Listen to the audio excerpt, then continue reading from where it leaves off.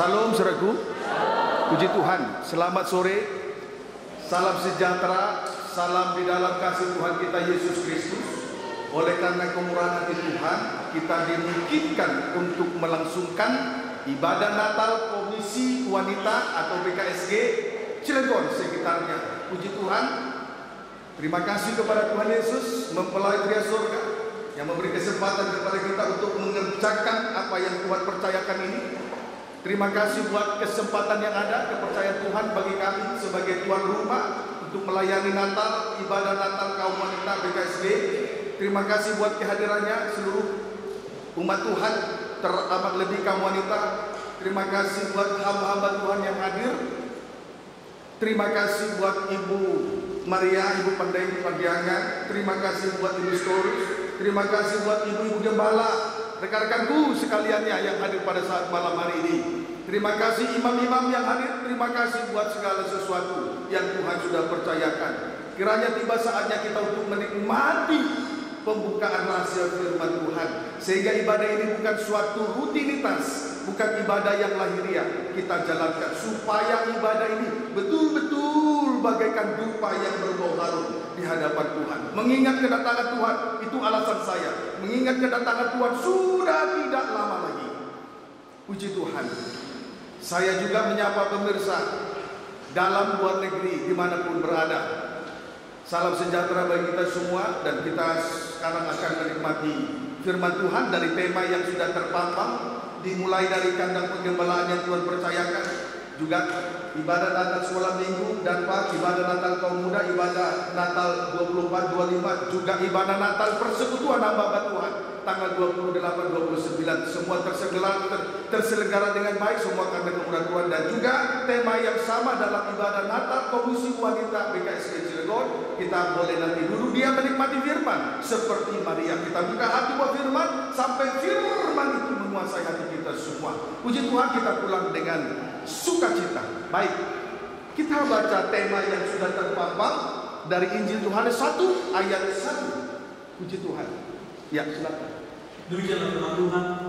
Firman yang telah menjadi manusia. Iya, firman menjadi daging. Terus pada mulanya adalah firman. Pada mulanya adalah firman. Firman itu bersama-sama dengan Allah. Iya, firman itu bersama-sama dengan Allah. Terus dan firman itu adalah Allah. Puji Tuhan. Kalimat pertama, firman itu pada mulanya adalah firman. Kalimat kedua, firman itu bersama-sama dengan Allah. Seolah-olah ada dua oknum antara firman dengan Allah. Kemudian pada kalimat yang ketiga, ternyata firman itu adalah Allah.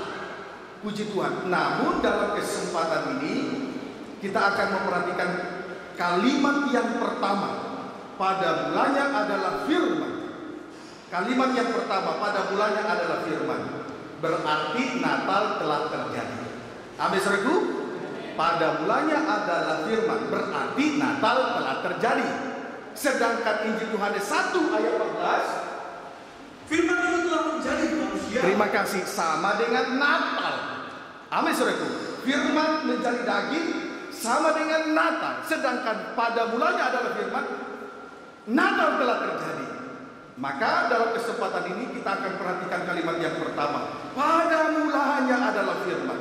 Untuk mengetahui kebenaran dari kalimat yang pertama ini, untuk mengetahui kebenaran daripada pada mulanya adalah firman, maka kita akan memperhatikan kalimat yang sama dengan ayat ini dalam Kejadian 1 ayat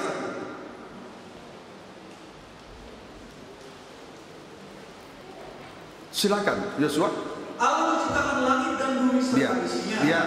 Pada mulanya Allah menciptakan langit dan bumi. Pada mulanya Allah menciptakan langit dan bumi. Puji Tuhan. Kalimat ini menimbulkan pertanyaan dalam hati kita masing-masing. Mana yang terlebih dahulu? Pada mulanya adalah firman sesuai dengan Injil Yohanes 1 ayat 1, atau pada mulanya Allah menciptakan langit dan bumi? Dulu awal mula melayani, jujur saya ragu, saya bingung dengan kalimat ini. Tetapi segera saja kita mendapat jawaban yang pasti. Kembali kita baca Injil Yohanes 1 ayat 1.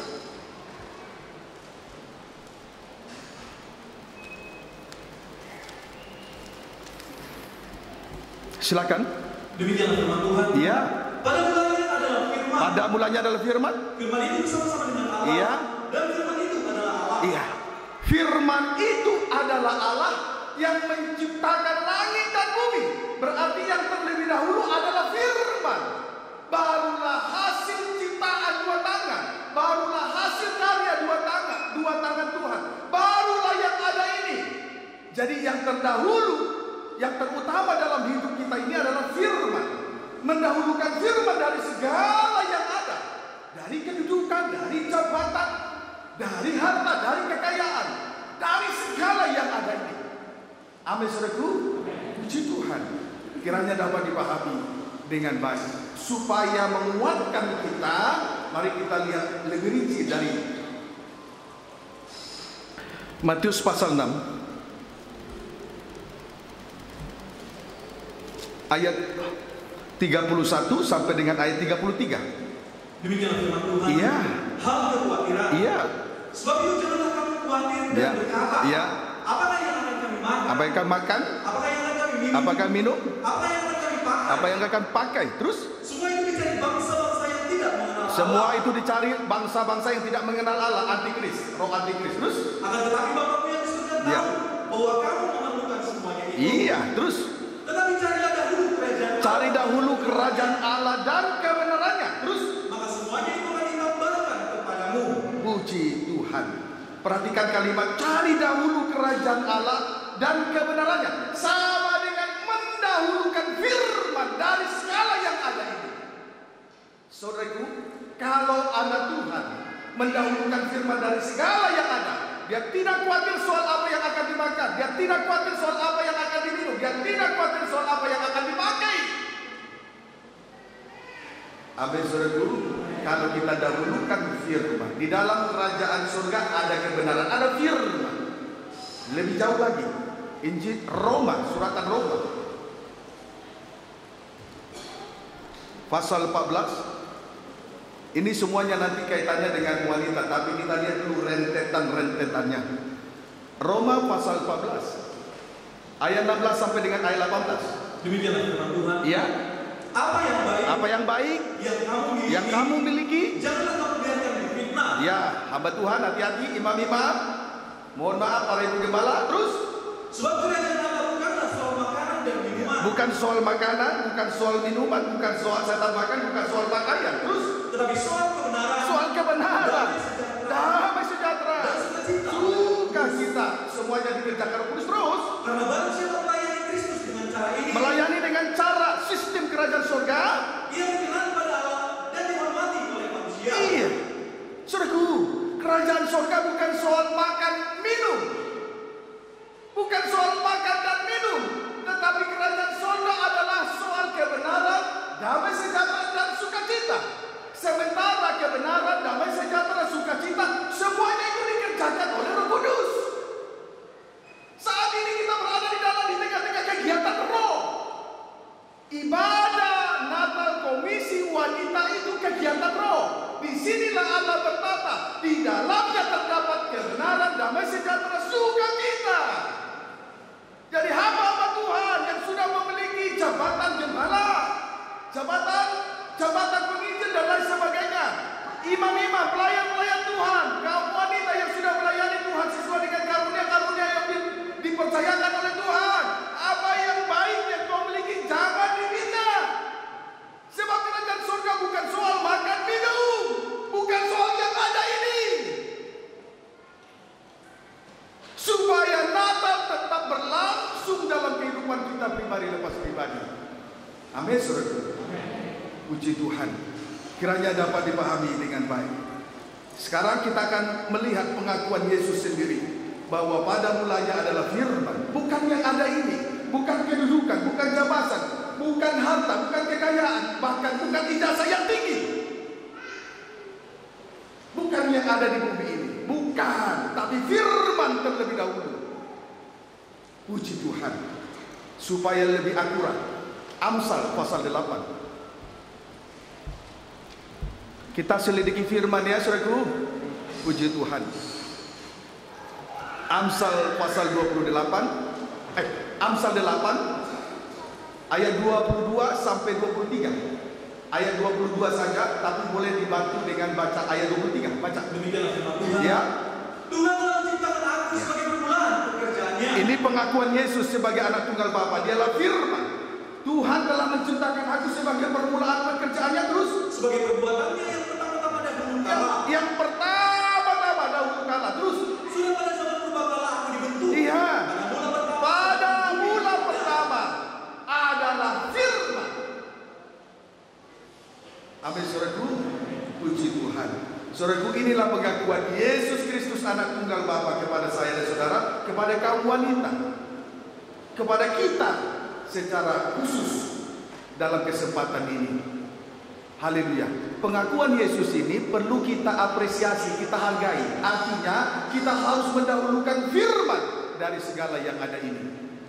Terima kasih buat para ibu gembala yang sudah melayani Tuhan, imam-imam, ibu-ibu, menyempatkan waktunya untuk mengikuti ibadah Natal Komisi Wanita. Puji Tuhan. Pengakuan Yesus ini perlu kita hargai, cukup tinggi. Berarti kita harus dahulukan firman dari segala yang ada, dari segala kesibukan, dari segala apapun yang ada di atas muka bumi ini. Amin, saudaraku. Puji Tuhan. Haleluya. Kiranya dapat dipahami. Sebagai pembuktiannya, ayat 23 sampai 26. Sudah pada zaman purbakala aku dibentuk. Ya. Pada mula pertama sebelum bumi ada. Ya, firman yang terlebih dahulu firman. Jadi sebelum bumi ada, terus Sebelum air samudera raya. sebelum air samudera raya ada, Aku telah lahir. Natal telah terjadi. Terus Sebelum ada sumber-sumber yang syarat dengan air. sebelum ada mata air, terus Sebelum gunung-gunung tertanam. sebelum gunung-gunung tertanam. Dan lebih dahulu daripada bukit-bukit aku telah lahir. Ya, sebelum bukit-bukit ada, Yesus ada. Terus Sebelum ia membuat bumi dengan padang-padangnya. sebelum Tuhan membuat bumi dengan padang-padangnya. Atau udara yang pertama. Ya. Perhatikan, sebelum bumi ada, sebelum air samudera raya ada, sebelum ada sumber-sumber yang syarat dengan mata air, sebelum gunung-gunung dan bukit-bukit ada, sebelum bumi dengan padang-padangnya ada, Yesus sudah ada. Jadi firman yang terlebih dahulu dari segala yang ada, Natal terjadi. Dan Yesus berkata, aku telah lahir sebanyak 2 kali. Artinya ini adalah sebuah peneguhan bahwa kita harus mendahulukan firman dari segala yang ada. Maka Natal terjadi terus berlangsung dalam kehidupan kita masing-masing, pribadi lepas pribadi. Amin, saudaraku. 2 kali Yesus berkata, aku telah lahir. 1, 2, aku telah lahir. Ini suatu peneguhan supaya kita betul-betul mendahulukan firman dari segala yang ada ini. Amin, saudaraku. Puji Tuhan. Kiranya dapat dipahami dengan baik. Saya kira kita semua mudah sekali untuk mengertinya. Ya, amin, saudaraku. Puji Tuhan. Sekarang kita lihat persamaannya. Persamaan kita mendahulukan yang ada ini. Efesus pasal 5.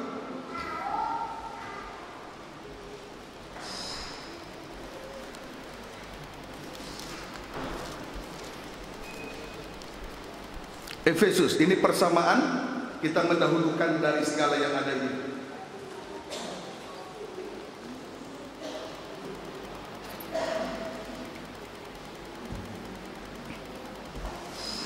Silakan, ayat 22 sampai 23. Efesus 5 ayat 22 sampai 23.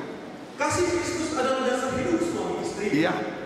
Hai istri, tunduklah kepada suamimu Iya. seperti kepada Tuhan. Ya, tunduk kepada suamimu seperti kepada Tuhan. Terus Karena suami adalah kepala suami adalah kepala istri. Terus sama seperti Kristus adalah kepala jemaat. iya. Dialah yang menyelamatkan tubuh. Puji Tuhan. Seorang istri tunduk kepada suaminya, sama seperti jemaat tunduk kepada Kristus.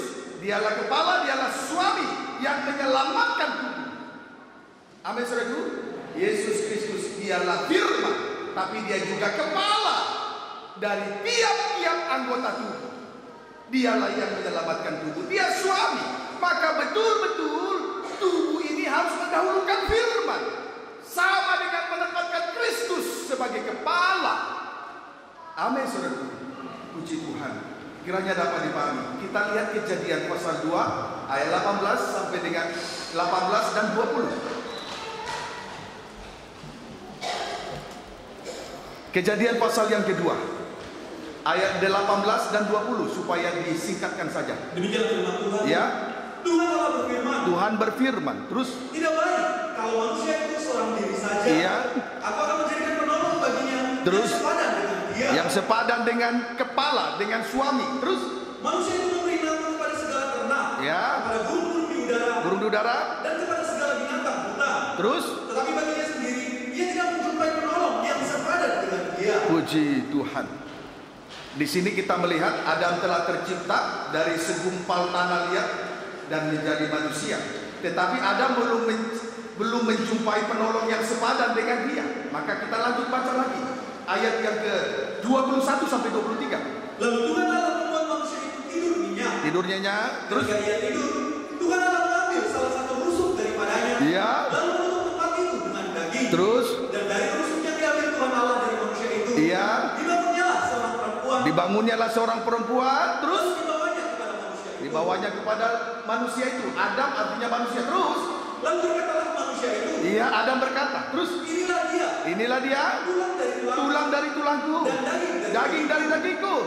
Terus ia akan dinamai perempuan, sebab ia diambil dari laki-laki. puji Tuhan. Kesimpulannya dari apa yang kita baca ini, perempuan berasal dari laki-laki, diciptakan untuk menjadi penolong yang sepadan. Berarti perempuan sama dengan tubuh, sama dengan penolong yang sepadan. Sedangkan binatang sama dengan bukan tubuh, sama dengan bukan penolong yang sepadan. Amin, saudaraku. Jadi sudah sangat jelas bahwa gereja Tuhan sebagai tubuh harus menempatkan Kristus sebagai kepala, sama dengan mendahulukan firman dari segala yang ada.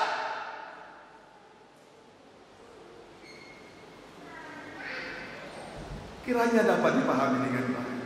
Amin, saudaraku. Kalau tubuh menempatkan Kristus sebagai kepala karena menjadi penolong yang sepadan, berarti sama dengan mendahulukan firman dari segala yang ada. Kiranya dapat dipahami dengan baik. 1 Korintus 11 ayat 9 sampai 10.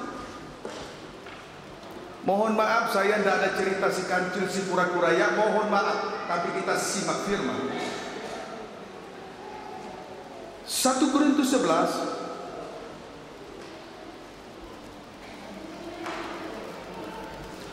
1 Korintus 11 ayat 9 sampai 10, baca. Hiasan kepala wanita. Ya.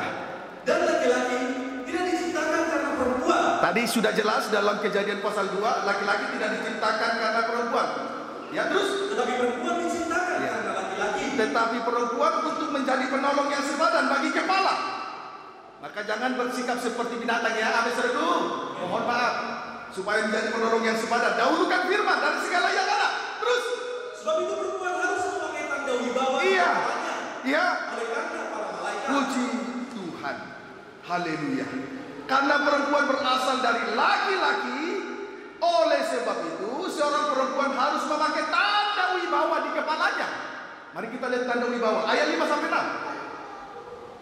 Tetapi tiap-tiap perempuan yang berdoa atau bernubuat. Jadi hamba Tuhan perempuan, imam-imam perempuan boleh berdoa, boleh bernubuat, menyampaikan firman, tidak salah. Jadi jangan salah mengerti dengan pengajaran mempelai. Boleh, tapi harus diperhatikan syaratnya. Baca terus. Dengan kepala yang tidak bertudung. Dengan kepala yang tidak bertudung, Menghina kepalanya. menghina kepala, Kristus sebagai kepala, dia suami. Terus Sebab ia sama dengan perempuan yang dicukur rambutnya. rambut pendek tidak boleh. Terus Sebab jika perempuan tidak mau menudungi kepalanya, dia tidak mau bertudung.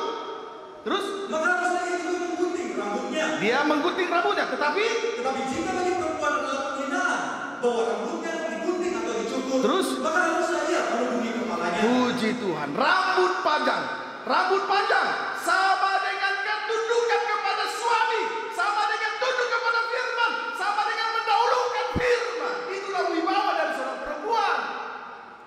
Amin, saudaraku. Bertunduk, kepala bertunduk, rambut panjang, tunduk kepada Kristus, dia firman, mendahulukan firman dari segala yang ada. Harus ada tanda wibawa di kepala perempuan. Tunduk tunduk kepada firman. Dialah Kristus, dialah kepala, dialah suami yang menyelamatkan tubuh. Tidak bisa dipungkiri lagi. Amin saudaraku, puji Tuhan. Kiranya dapat dipahami dengan baik. Ayat 7 Yosua. Sebab laki-laki tidak perlu menuduki kepalanya. Tidak perlu panjang rambut, laki-laki tidak boleh panjang rambut. Perempuan boleh, tanda wibawa. Jadi ketundukan perempuan disitulah tanda wibawa perempuan. Terus Ia menyinarkan gambaran dan kemuliaan Allah. Terus Tetapi perempuan menyinarkan kemuliaan Allah lagi. jadi ketundukan seorang perempuan kepada suaminya atau sama dengan mendahulukan firman, sama dengan menyinarkan kemuliaan Kristus. Itu sebabnya istri yang cakap adalah mahkota suami, yang memiliki tanda wibawa di kepala, tunduk kepada firman. Kiranya dapat dipahami dengan baik. Amin saudaraku, puji Tuhan. Haleluya. Itulah tadi soal kalimat yang pertama. Pada mulanya adalah firman. Amin saudaraku. Amin saudaraku. Sejauh ini bisa diikuti. Pada mulanya adalah firman. Berarti Natal terus berlangsung. Karena kita sebagai mempelai perempuan tunduk kepada firman, menempatkan Kristus sebagai kepala. Terjadilah Natal dalam hidup, dalam ibadah, dalam pelayanan, dalam nikah, rumah tangga. Terjadi Natal. Terjadi Natal. Kiranya dapat dipahami dengan baik. Sekarang kita akan mengikuti perjalanan nikah Adam dan Hawa. Tadi terjadi Natal. Kita ikuti dulu perjalanan nikah Adam. Betul tidak mendahulukan firman, menempatkan Kristus sebagai kepala. Kejadian 2 ayat 25.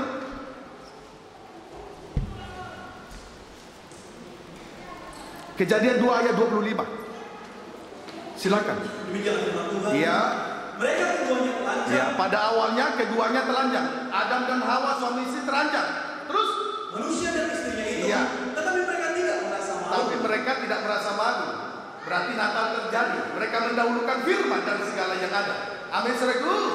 Jadi sekalipun suami mereka itu telanjang, tidak berpakaian, mereka tidak merasa malu. Berarti Natal terjadi. Mereka mendahulukan firman, Natal terjadi. Puji Tuhan. Itu Kejadian 2 ayat 25. Sekarang kita masuki pasal yang ketiga. Kita ikuti nikah Adam dan Hawa. Kejadian 3 ayat 1 sampai 6. Manusia jatuh ke dalam dosa. Ya, manusia jatuh ke dalam dosa. Terus Ada ular yang paling cerdik dari segala binatang di darat. cerdik kalau tidak tulus, licik ya. Terus Yang dijadikan oleh Tuhan Allah. ya, terus Ular itu berkata kepada perempuan itu. ya, Tentulah Allah berfirman. ya. Semua pohon dalam taman ini jangan kamu makan buahnya. Firman diputar balik. Tadi seharusnya kita mendahulukan firman, cari dahulu kerajaan surga dan kebenarannya, semuanya ditambahkan. Jadi bukan kerjaan dulu, tapi kerajaan surga dulu, supaya semuanya ditambahkan. Nah ini diputar balik oleh ular. Terus Lalu satu perempuan itu kepada ular itu. iya, Buah pohon-pohonan dalam taman ini boleh kami makan. iya, Tetapi tentang buah pohon yang ada di tengah-tengah taman, iya. Allah berfirman. Terus Jangan kamu makan ataupun meraba buah itu. Terus? Nanti kamu mati. iya, Tetapi ular itu berkata kepada perempuan itu, sekali-kali kamu tidak akan mati. terus Tetapi Allah mengetahui Iya. bahwa pada waktu kamu memakannya, matamu akan terbuka Iya. dan kamu akan menjadi seperti Allah. Terus? Tahu tentang yang baik dan yang jahat. ayat 6.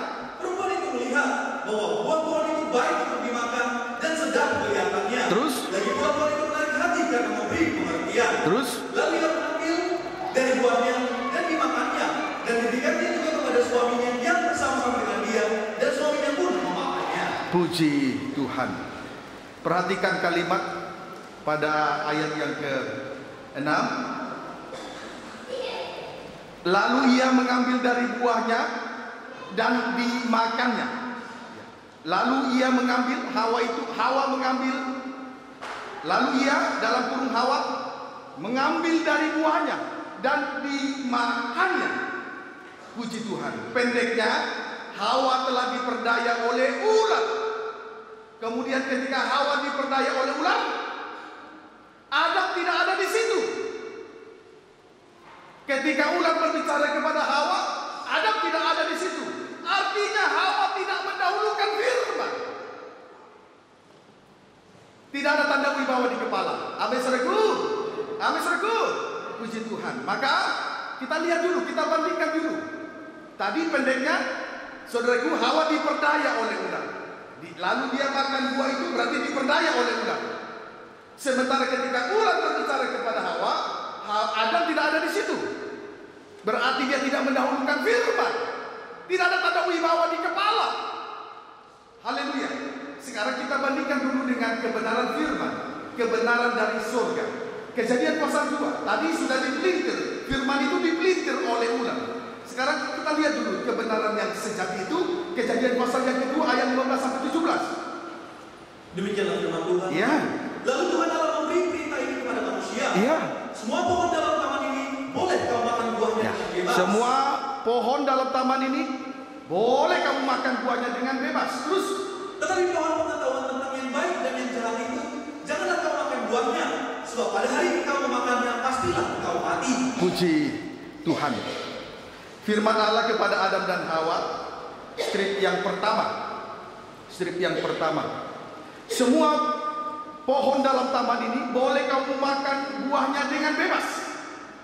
Strip yang kedua, tetapi pohon pengetahuan tentang yang baik dan yang jahat itu janganlah kamu makan buahnya, sebab pada hari engkau memakannya pastilah engkau mati.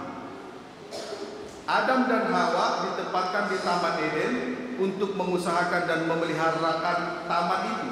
Kita dipercayakan di dalam kerajaan surga melayani Dia untuk mengusahakan dan memelihara kelangsungan ibadah dan pelayanan yang Tuhan percayakan sesuai dengan karunia-karunia roh, sesuai dengan jabatan-jabatan yang Tuhan percayakan. Tapi ada syaratnya. Yang pertama, semua pohon dalam taman ini boleh kamu makan buahnya dengan bebas. Yang kedua, pohon pengetahuan tentang yang baik dan yang jahat janganlah kamu makan buahnya, sebab pada hari yang kau memakannya pastilah engkau mati. Kita bersyukur Tuhan tempatkan kita di tata Allah untuk mengusahakan dan memeliharakan tata Allah ini. Amin saudaraku. Tetapi harus memenuhi aturan yang Tuhan tetapkan. Mari kita lihat kedua-duanya dulu ya. Ayat 8 sampai 9, Kejadian 2 ayat 8 dan 9. Demikianlah firman Tuhan. Iya. Selanjutnya Tuhan Allah membuat taman di Eden. Iya. Di sebelah timur, disitulah ditempatkannya manusia yang dibentuk. Iya, ayat 9. Lalu Tuhan Allah menumbuhkan berbagai-bagai pohon dari bumi. Terus yang menarik dan yang baik untuk dimakan buahnya. Terus dan pohon kehidupan di tengah-tengah taman itu serta pohon pengetahuan tentang yang baik dan yang jahat. Iya. Puji Tuhan. Perhatikan ya. Pohon yang menarik dan yang baik untuk dimakan buahnya itu sama dengan hidup di dalam, itulah sama dengan hidup di dalam firman. Hidup di dalam roh. Maksud saya, ulangi dulu ya. Pohon yang menarik dan yang baik untuk dimakan buahnya itu sama dengan hidup di dalam roh. Ada buahnya, buah roh. Hidup di dalam roh berarti memberi diri dipimpin oleh roh. Kemudian pohon menikmati buah pohon kehidupan sama dengan hidup di dalam firman, penuh dengan firman. Amin saudaraku. Inilah buah yang boleh dinikmati. Hidup di dalam roh, memberi diri dipimpin oleh roh, bahkan menerima karunia-karunia roh dan jabatan-jabatan yang dipercayakan. Nikmati saja di tengah ibadah dan pelayanan yang Tuhan percayakan ini. Kemudian juga nikmati buah pohon kehidupan, itulah firman Allah. Tetapi yang kedua, pohon pengetahuan tentang yang baik dan yang jahat, jangan. Pada saat Adam dan Hawa makan buah pohon pengetahuan yang baik dan yang jahat, mereka telah kehilangan kasih dari Allah.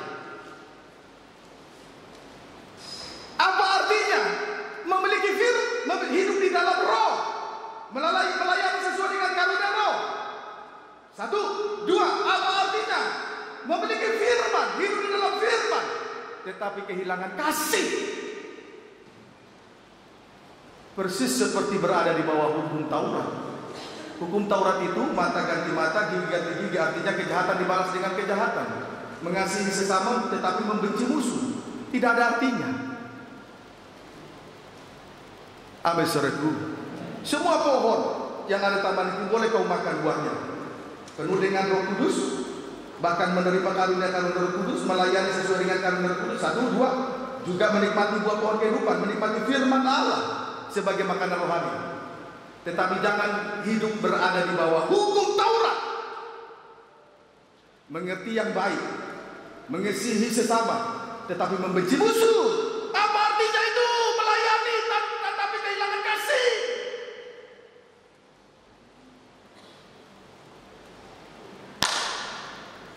Ayo belajar mendahulukan firman. Kenapa bisa seperti ini? Banyak orang mengerti firman, banyak orang melayani di dalam roh, tapi kehilangan kasih. Kenapa? Karena dia tidak mendahulukan firman.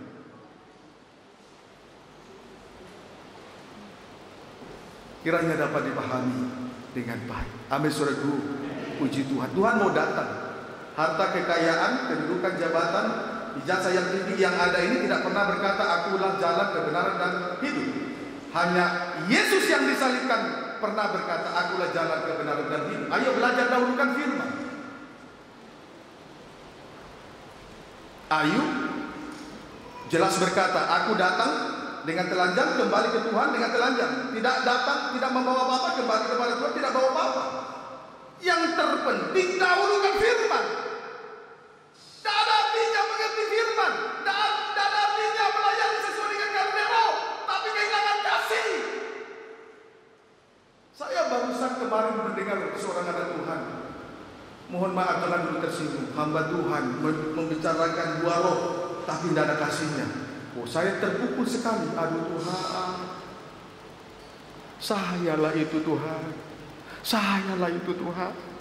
Mengerti firman, buah pohon kehidupan, kemudian buah pohon yang menarik, Roh Kudus, tapi kehilangan kasih, berada di bawah hukum Taurat, hanya mengasihi sesama, tapi musuh dibenci, mengasihi orang kaya, miskin tidak dikasihi. Itu buah pohon pengetahuan yang baik dan yang jahat. Tak ada artinya.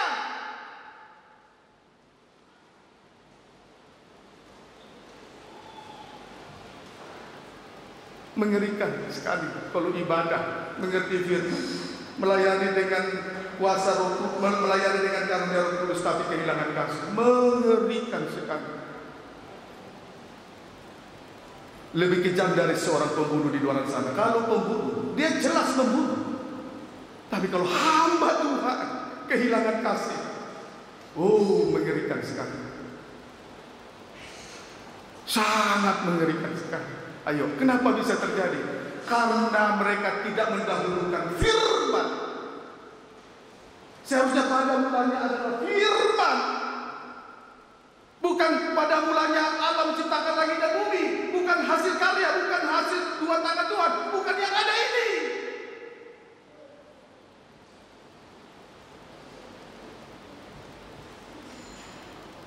Puji Tuhan. Nikah Adam tidak mendahulukan firman. Tidak mendahulukan firman. Dan sangat mengerikan sekali. Ya, amin saudaraku. Puji Tuhan. Sekarang ayat 8 sampai 9. Ayat Kejadian 3 ayat 7. Maksud saya. Demikianlah firman Tuhan. Ya. Maka terbukalah mata mereka berdua. Iya. Dan mereka tahu bahwa mereka telanjang. Iya. Lalu mereka melihat daun pohon ara dan membuat cawan. Iya. Terbukalah mata mereka berdua dan mereka tahu bahwa mereka telanjang. Lalu mereka menyembah daun pohon ara dan membuat cawan. Akhirnya mereka menyadari bahwa mereka telanjang. Pendeknya mereka jatuh dalam dosa. Dulu waktu pertama mendahulukan firman, sekalipun Adam dan Hawa telanjang, mereka tidak malu, masih mendahulukan firman. Tapi ketika mereka jatuh di dalam dosa, tidak lagi mendahulukan firman, tidak ada lagi Natal, mereka menyadari diri sudah telanjang.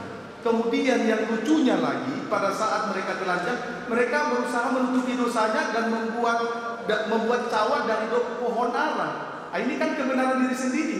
Kebenaran diri sendiri menutupi dosa, rapuh, tidak kekal, seperti daun pohon ara. Hari ini bisa, besok hancur.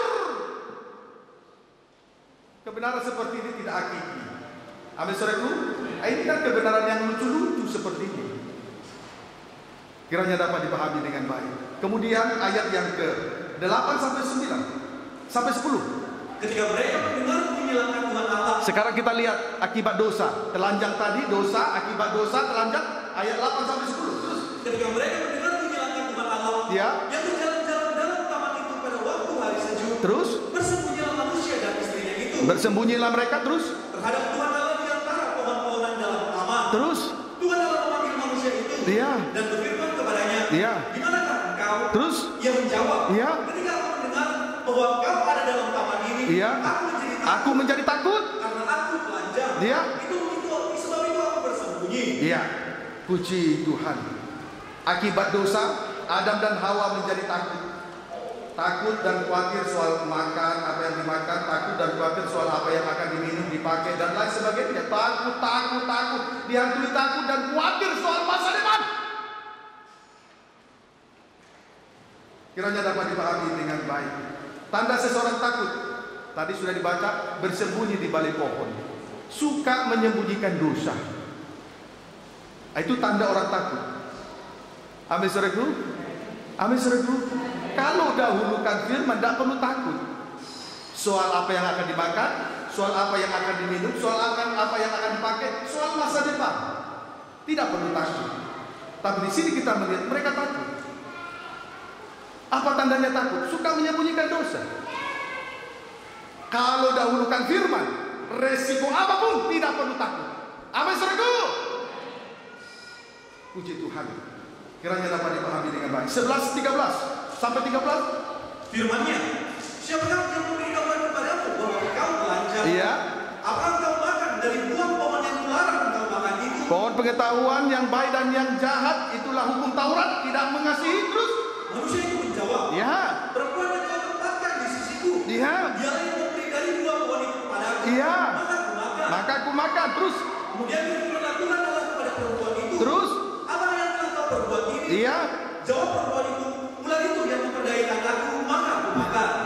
Di sini akibat dosa yang pertama tadi kita sudah melihat tadi menjadi takut, tandanya suka menyembunyikan dosa. Yang kedua, akibat dosa saling menuduh, saling mempersalahkan. Waktu Tuhan bertanya kepada Adam, dia persalahkan Hawa. Kemudian Tuhan bertanya Hawa, dia persalahkan ular. Ular kan gambaran setan. Sampai kapanpun setan tetap salah, tidak usah dipersalahkan. Ini akibat dosa, saling menuduh. Berarti kalau saling menuduh, menuding. Kalau orang saling menuduh, berarti saling membela diri. Inilah tabiat setan, si pendakwah. Sampai separah ini. Jadi bukan hanya soal takut, sampai nanti memuncak kepada tabiat setan. Saling menuduh, saling menghakimi, saling membenarkan diri. Kenapa? Karena dia sudah membuat cawat dari daun pohon ara. Salah tapi ditutupi dengan kebenaran sendiri. Kiranya dapat dipahami dengan baik. Haleluya. Puji Tuhan. Ya, sekarang tanda memiliki tabiat setan. Ayat 14 sampai 15. Lalu berfirmanlah Tuhan Allah kepada ular itu, Iya. karena engkau berbuat demikian, terkutuklah engkau di antara segala ternak dan di antara segala binatang hutan. Dengan berulah engkau akan menjala. Terus? Dan di hutan akan kau makan seumur hidupmu. Iya. Terus? Aku akan mengadakan permusuhan antara engkau dan perempuan ini. Iya. Antara keturunanmu dan keturunannya. Keturunannya akan merebutkan kepalamu dan engkau akan merebutkan tumitnya. Terjadi permusuhan. Amin saudaraku. Sampai begitu rupa. Yang si A dengan si B bermusuhan. Padahal sama-sama melayani di dalam rumah Tuhan. Itu sebabnya tadi saya katakan memiliki firman. Kemudian hidup di dalam roh dan menerima karunia-karunia roh di tengah pelayanannya. Tetapi bisa loh bermusuhan satu dengan yang lain. Saya paling tidak suka melihat seorang imam bermusuhan dengan antara si A dengan si B. Dan sidang jemaat yang saya layani paling takut bermusuhan karena firman. Dan selalu saya anjurkan tidak boleh merasa diri lebih baik, lebih benar, lebih suci dari yang lain. Melayani, kita harus melayani, minum dari air yang sama, minum roh yang sama. Melayani dari roh yang sama dan yang satu itu, supaya tidak tumpang tindih, tidak cross, tidak sikut menyikut. Tidak ada sumbernya kita melayani, tidak dari roh yang berbeda-beda, tapi dari roh yang satu dan yang sama. Tetap harus dahulukan firman. Amin saudaraku. Amin saudaraku. Puji Tuhan. Kiranya dapat dipahami dengan baik. Sekarang ayat 16. Demikian firman Tuhan. Firman-Nya kepada perempuan itu, susah payah buah mengandung akan berbuat sangat banyak. Ya. Dengan kesakitan kau akan melahirkan anakmu. Ya. Namun kau akan berakhir kepada suamimu, Ya. dan dia akan berkuasa atasmu. Kemudian perempuan susah payah saat melahirkan. Saya melihat istri saya 2 kali melahirkan itu, saya sangat menderita sekali. Apalagi anak pertama saya, dari jam 7 atau jam 8 malam itu sampai jam 4 pagi tidak keluar-keluar. Akhirnya jam 4 lewat dikit mau keluar, masuk lagi. Akhirnya saya menyembah, berlutut keluar dari ruangan, saya menyembah. Saat saya menyembah, saya dipanggil, Pak mau disedot atau bagaimana? Aduh jangan dulu, kita tunggu aja dulu. Pada saat haleluya yang terakhir, anak saya keluar. Ini susah payah saat melahirkan. Tapi bukan hanya pihak perempuan, pihak laki-laki juga. Ayat 17. Lalu firman-Nya kepada manusia itu, Dia, karena kau mendengarkan perkataan istrimu, ini harusnya mendahulukan firman, jangan dengar suara yang lain. Terus, dan memakan dari buah pohon itu, iya, yang telah kuperintahkan kepadamu, iya, jangan makan daripadanya. iya, maka terkutuklah tanah karena engkau. iya. Dengan susah payah kau akan mencari rezekimu dari tanah seumur hidupmu. Puji Tuhan.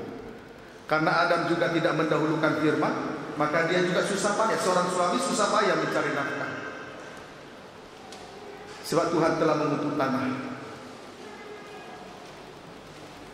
sehingga tanah hanya menghasilkan ilalang. Padahal harusnya kita menikmati buah pohon kehidupan dan buah pohon yang baik dan yang menarik. Asal saja kita dahulukan firman, seorang suami tidak susah cari nafkah. Percayalah kepada firman, jangan percaya kepada pengertian sendiri, jangan percaya kepada perasaan hati.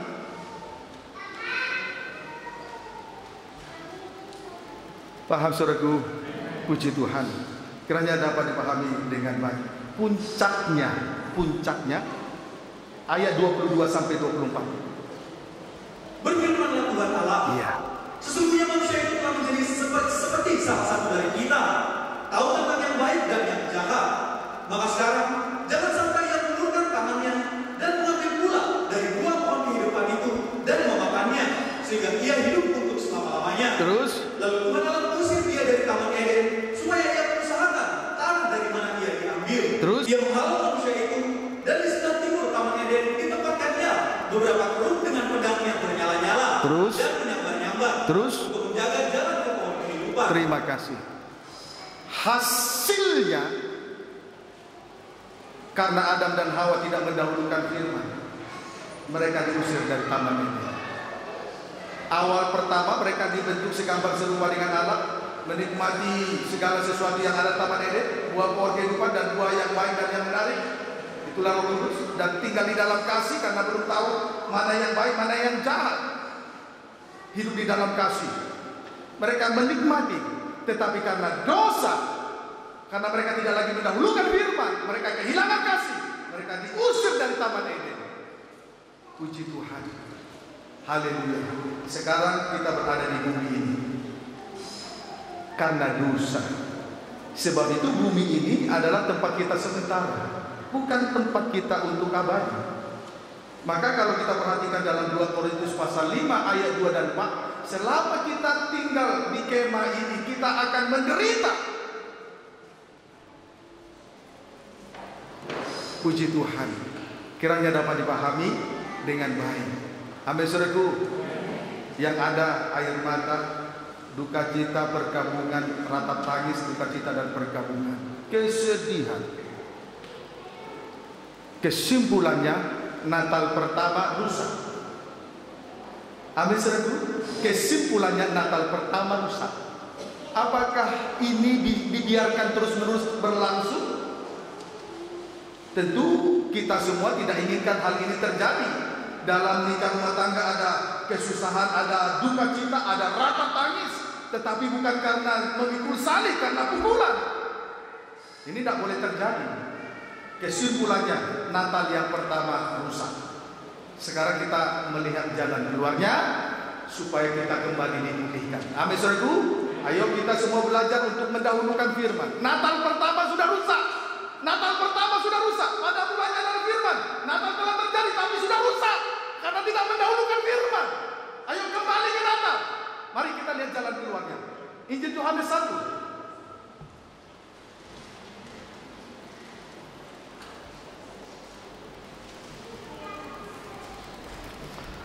Injil Yohanes 1 ayat yang ke Injil Yohanes 1 ayat 1 loncat ayat 14. Demikianlah firman Tuhan. Iya.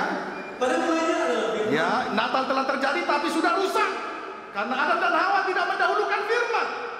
Terus firman itu bersama-sama dengan Allah. Iya. Dan firman itu adalah Allah. Ayat 14. Firman itu telah menjadi manusia. Nah, firman itu telah menjadi manusia sama dengan Natal. Natal yang pertama sudah rusak. Pada mulanya adalah firman. Natal pertama sudah rusak. Kembali lagi ke Natal. Firman itu menjadi manusia. Kembalilah ke Natal. Amin saudaraku. Kalau saja tidak ada ayat 14, hanya ada ayat 1 tanpa ayat 14, habis kita.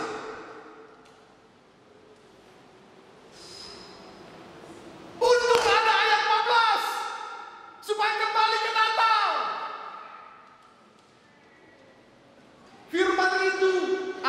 Firman itu ayat 14 lagi dulu. Firman itu telah menjadi manusia. Iya.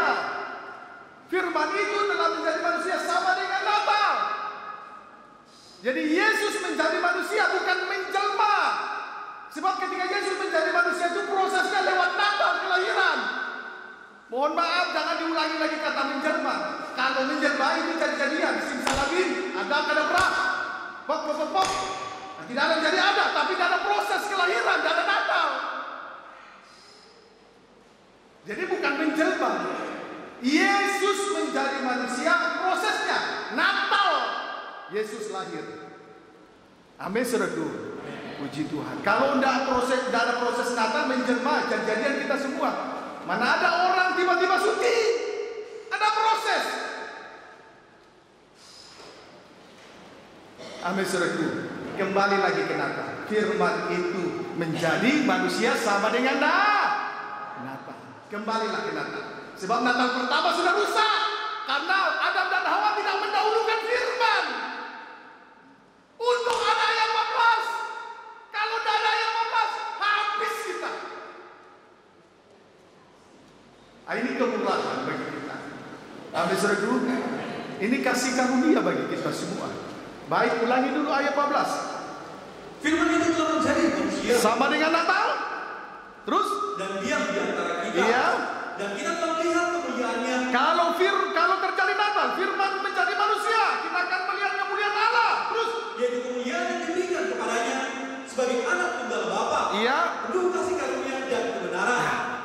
Sekarang pertanyaannya, kenapa ketika Natal terjadi kita bisa melihat kemuliaan Allah di dalam diri Yesus, di dalam diri kita ketika Natal terjadi, kenapa kita bisa melihat kemuliaan Allah? Itu pertanyaannya. Pertanyaannya, kenapa ketika firman menjadi manusia, Natal terjadi, kita bisa melihat kemuliaan Allah? Jawabnya ada dua.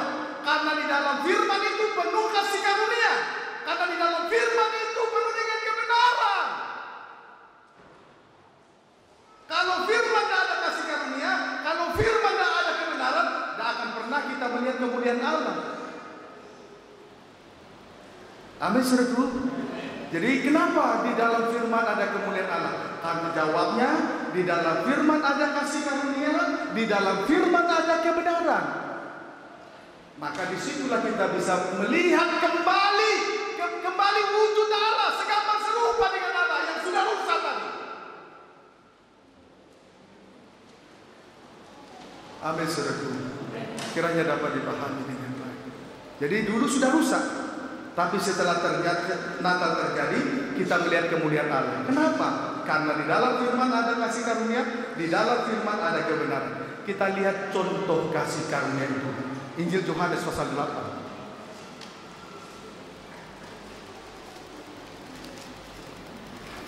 Mohon maaf ya, saya hanya bisa menyampaikan ayat, menjelaskan ayat. Saya tidak bisa menjelaskan si buaya, si kancil. Karena saya yakin hanya firman yang menyucikan kita semua. Amin, saudaraku. Saya tidak bisa cerita Yerusalem, cerita antar negara dan lain sebagainya. Saya hanya bisa menyampaikan ayat, menjelaskan ayat. Injil Yohanes pasal yang ke-8. Ayat 1 sampai dengan ayat yang ke-5. Perempuan yang berzina. Ya. Tetapi Yesus pergi ke Bukit Zaitun. Ya. Pagi-pagi benar ia berada lagi di bait Allah. Ya. Dan seluruh rakyat datang kepadanya. Ya. Ia duduk dan mengajar mereka. Terus. Maka ahli Taurat dan orang-orang Farisi. Ahli Taurat, orang-orang Farisi membawa kepadanya seorang perempuan yang kedapatan berbuat zina. Seorang perempuan yang kedapatan berbuat zina. Terus. Mereka menempatkan perempuan itu di tengah-tengah, lalu berkata kepada Yesus. Iya. Rabi, perempuan ini tertangkap basah ketika ia sedang berbuat zina. Terus. Musa dalam hukum Taurat memerintahkan kita untuk melempari perempuan-perempuan yang demikian. Apakah pendapatmu tentang itu? Saudaraku, di sini kita melihat seorang perempuan kedapatan berbuat zina di pagi hari. Ahli Taurat, orang Farisi menggeret, membawa dia dan dilemparkan di hadapan Yesus. Lalu ahli Taurat dan orang Farisi berkata, Musa dalam hukum Taurat memerintahkan kita untuk melempari perempuan-perempuan yang demikian. Apakah pendapatmu tentang hal itu? Kalau menurut hukum Taurat, orang yang kedapatan berzina akan dirajami, dilempari dengan batu. Gigi ganti gigi, mata ganti gigi, itu hukum Taurat. Sampai mati. Lalu reaksi Yesus terhadap pertanyaan ahli Taurat dan orang Farisi, ayat yang ke-6. Mereka mengatakan hal itu untuk mencobai dia. Terus? Supaya mereka memperoleh sesuatu untuk menyalahkannya. Terus? Tetapi Yesus menumpuk lalu menulis dengan jarinya di tanah. Ya, terus? Dan ketika mereka terus-menerus bertanya kepadanya, ya. Dia membangkit berdiri lalu berkata kepada mereka, ya. Barang siapa di antara kamu tidak berdosa, hendaklah ia yang pertama melemparkan batu kepada perempuan itu. Terima kasih. 6 dan 7. Reaksi Yesus, dia langsung membungkuk dan menulis dengan ujung jarinya di tanah. Tapi melihat respon Yesus, reaksi Yesus, ahli Taurat dan orang Farisi tidak puas, lalu mendesak Yesus. Guru, Tuhan, menurut hukum Taurat perempuan yang seperti ini harus dilempari sampai mati, mata ganti mata, gigi ganti gigi. Lalu dia bangkit berdiri dan berkata kepada mereka, barang siapa di antara kamu tidak berdosa, hendaklah ia yang pertama-tama melemparkan batu kepada perempuan itu. Kamu lihat ayat 8 sampai 9. Lalu ia membungkuk pula dan menulis di tanah. Ayat 10 ya. Terus lalu ia membungkuk dan menulis di tanah terus. Tetapi setelah mereka mendengar perkataannya itu, ya. Pergilah mereka seorang demi seorang, ya. mulai dari yang tertua. ya. Akhirnya tinggal Yesus seorang diri dengan perempuan itu yang tetap di tempatnya. Terus. Lalu Yesus bangkit berdiri dan berkata kepadanya, Hai perempuan, di manakah mereka? Tidak adakah seorang yang menghukum kau? Iya. Setelah mengatakan hal yang demikian tadi, kalau merasa diri tidak berdosa, yang pertama-tama melemparkan dia. Lalu Yesus segera membungkuk lagi untuk yang kedua kali dan menulis dengan ujung jarinya di tanah. Kemudian mendengar pernyataan itu mereka pergi satu persatu. Saudaraku, Yesus menolong perempuan ini lewat kematian dan kebangkitan. Membungkuk dan bangkit, itu kematian dan kebangkitan. Dan menulis dengan ujung jarinya 2 kali. Itulah kasih kepada Tuhan dan kasih kepada sesama. Hukum Taurat melempari orang yang berzina sampai mati. Tapi Yesus menggenapi hukum Taurat dengan kasih kepada Tuhan, kemudian kasih kepada sesama, mati dan bangkit. Amin, saudaraku. Itu kasih karunia. Sementara perempuan ini adalah nikah yang hancur, tapi Tuhan tolong nikah yang hancur. Tadi nikah rusak, Natal pertama rusak, ini pun rusak. Tapi oleh kasih karunia, perempuan yang hancur ini, nikah yang hancur ini, Tuhan tolong oleh kasih karunia. Amin, saudaraku. ayat yang terakhir, ayat terus. Lalu jawabnya, tidak ada Tuhan. Ya, ulangi ayat 10-11. Lalu Yesus berdiri dan berkata kepadanya, Ya. hai perempuan, di manakah mereka? Ya. Tidak adakah seorang yang menghukum engkau? Ya. Jawabnya, Ya. tidak ada Tuhan. Terus. Lalu kata Yesus, aku pun tidak menghukum engkau. Ya. Pergilah dan jangan berbuat dosa lagi mulai dari sekarang. Kesimpulannya, perempuan yang hancur nikahnya ini mendapatkan kasih karunia. Syarat untuk mendapat kasih karunia, jangan mengulangi lagi ya. Amin saudaraku. Jangan mengulangi lagi, jangan berbuat dosa lagi. Kalau sudah menikmati kemurahan, jangan berbuat lagi. Seandainya tidak ada kasih karunia seperti ini, maka kita tidak akan pernah melihat kemuliaan Allah. Itu sebabnya kalau kita dahulukan firman, Natal terjadi, isi kita akan melihat kemuliaan Allah, karena di dalam kemuliaan Allah itu ada kasih karunia. Kasih karunia sama dengan kemurahan, sama dengan yang tidak layak menjadi layak. Maka kita bisa melihat kemuliaan Allah. Kalau berada di bawah hukum Taurat, yang berdosa di depan sampai mati, sampai kapanpun tidak akan pernah melihat kemuliaan Allah.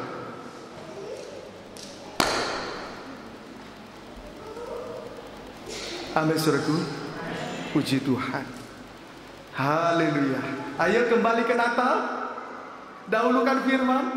Di dalam firman nanti kita melihat kemuliaan. Karena di dalam firman ada kasih karunia. Yang tidak layak menjadilah. Oh, haleluya. Puji Tuhan. Kalau ada yang ada ini ditambahkan, ya puji Tuhan. Tapi kasih karunia melebihi dari segala-galanya. Kemurahan-Mu lebih dari kemurahan-Mu, bawa lidahku dahulukan firman.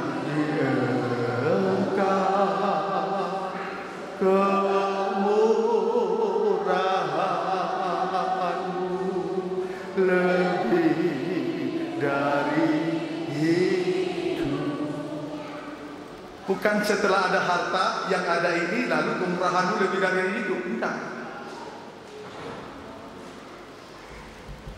Amin saudaraku. Puji Tuhan. Haleluya. Ini nikah yang hancur. Kemudian ada juga buah nikah yang hancur. Anak seorang perempuan Kanaan yang kerasukan setan. Dia memohon kemurahan Tuhan, tolonglah anakku. Tapi Yesus tidak mengabaikannya awalnya. Tapi lihat dulu ya, kita simak, enak sekali. Injil Matius pasal yang ke-15 ayat 21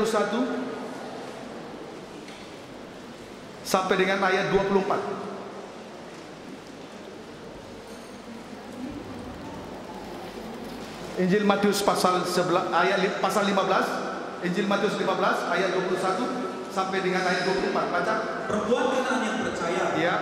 Lalu Yesus pergi dari situ dan menyingkir ke daerah Tirus dan Sidon. Terus? Maka datanglah seorang perempuan Kanaan dari daerah itu. Perempuan Kanaan, dia bukan orang Israel, dia bangsa kafir. Dia bukan orang Israel. Terus? Dan berseru. Ya. Kasihanilah aku ya Tuhan. Terus? Karena anakku perempuan kerasukan setan ya. Dan sangat menderita. Terus? Tetapi Yesus sama sekali tidak menjawabnya. Ya. Lalu murid-muridnya datang dan meminta kepadanya. Ya. Suruhlah ia pergi. Dia mengikuti kita dengan berteriak. Ia mengikuti kita dengan berteriak-teriak. Terus? Jawab Yesus. Ya. Aku diutus hanya kepada domba-domba yang hilang dari umat Israel. Yesus menjawab perempuan itu, aku diutus hanya kepada domba-domba yang terhilang dari umat Israel, bukan kepada bangsa kafir. Sepertinya tidak ada belas kasih, tapi Tuhan punya maksud di sini. Ayat 25 sampai 26. Tetapi perempuan itu mendekat dan menyembah dia, ya.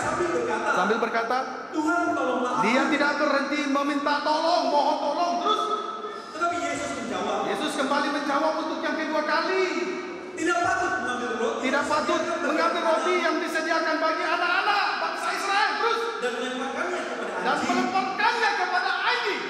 Karena kita lihat respon daripada perempuan Kanaan yang digambarkan dengan bangsa kafir. Terus kata perempuan itu, benar Tuhan, betul, saya kafir. Terus namun anjing itu makan pertama yang jatuh dari meja tuannya. Iya, dia menyadari bahwa dia adalah kafir. Bangsa kafir digambarkan di dalam ini tidak kurang sama seperti anjing. Tapi dia sadari dirinya. Tabiat anjing pertama-tama menjilat borok orang lain, menyukai kelemahan orang lain. Tabiat anjing yang kedua, itulah anjing hutan serigala, merusak penggembalaan, liar tidak tergembala. Tabiat anjing yang ketiga, kembali mengulangi kesalahan yang sama, 2 Petrus 2. Dia sadari, aku bangsa kafir dengan tabiat anjing Tuhan. Tetapi anjing itu makan remah-remah yang jatuh dari meja tuannya, menghargai firman. Amin, saudaraku. Aku kafir, tabiat anjing. Tapi anjing itu makan remah-remah yang jatuh dari meja tuannya, mau menghargai firman. Sebesar apapun dosa kita sebagai bangsa kafir, dahulukan firman. Amin, saudaraku. Terus baca ayat berikutnya. Maka Yesus menjawab dan berkata kepadanya, hai ibu, besar imanmu. Iya. Maka jadilah kepadamu seperti yang kau kehendaki, dan seketika itu juga anaknya sembuh. Puji Tuhan. Tadi nikah yang hancur seorang perempuan. Ini buah nikah yang hancur, buah nikah anak yang hancur. Mendapat kemurahan dari Tuhan. Kita ini bangsa kafir. Kita bukan bangsa Israel secara jasmani. Kita menjadi Israel secara rohani karena kemurahan Tuhan. Amin, saudaraku. Ayo kita sadari diri sebagai bangsa kafir dengan tabiat anjing tadi. Belajar, tetapi sekalipun demikian kita terus mendahulukan firman, pasti mendapat kemurahan kasih karunia. Jadi pertolongan Tuhan bukan hanya untuk bangsa Israel, tapi juga untuk bangsa kafir, saya dan saudara. Sampai akhirnya kita melihat kemuliaan Allah. Amin, saudaraku. Injil Yohanes 1 ayat 1. Injil Yohanes 1. Injil Yohanes 1 ayat 16 sampai 17. Ini ayat terakhir, ayat-ayat terakhir. Ayat 16 sampai 17.